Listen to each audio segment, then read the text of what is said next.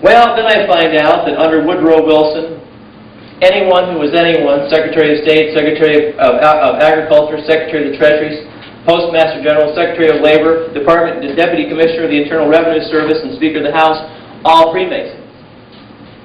I find out that this just goes on and on and on. It went on under FDR. It went on throughout. I just won't go through it, but it's in unholy alliances.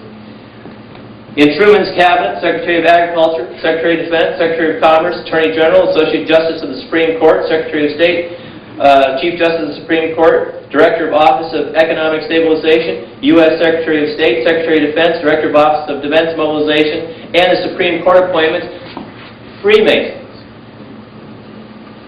Well, now this is very interesting, isn't it? Especially when you find out that Freemasonry is a religion.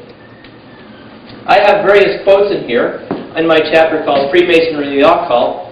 Freemasonry alone possesses the true religion, which is Gnosticism. Freemasonry is the universal religion, so says Freemasonry. Freemasonry says Masonry is the church of human progress. Satan is masterful, and we don't realize how masterfully deceiving he is. I'm like you. I want to think the world's an honest place to live in. I can shake my hand with somebody else and he'll live up to his part of the bargain.